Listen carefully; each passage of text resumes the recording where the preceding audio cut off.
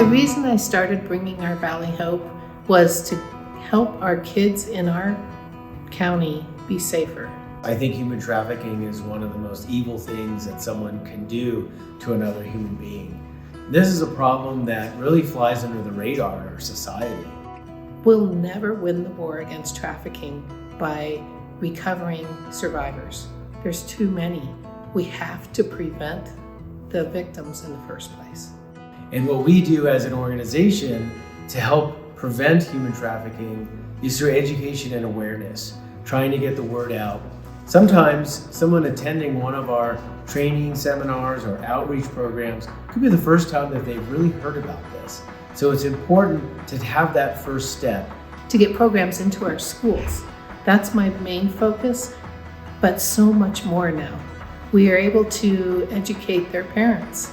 We're able to have training classes for their doctors and their nurses, for the law enforcement, for first responders, for Department of Human Services who see so many kids. And there's not just sex trafficking, there's labor trafficking too. If people aren't educated and aren't made aware about human trafficking, they'll never know when they're being tricked or coerced or getting into a fraud situation, but also they won't be able to identify it in their neighbor or their neighbor's kid or somebody at the gas station.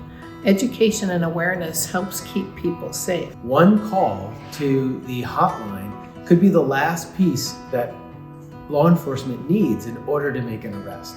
So everyone can make a contribution, even though you may think that it's not critical or you don't see the whole picture. That one piece could be the last thing that's needed in order to break a case. A week after we did a training about how people can be coerced on Facebook, one of the kids that was in our audience was coerced on Facebook. And she went to her mom and she said, I think this is what they were talking about last week. What do you think? And it had all the markings of somebody who was trying to coerce this young lady out of her home. They're vulnerable no matter where they are, because if you're online, you're visible by a predator.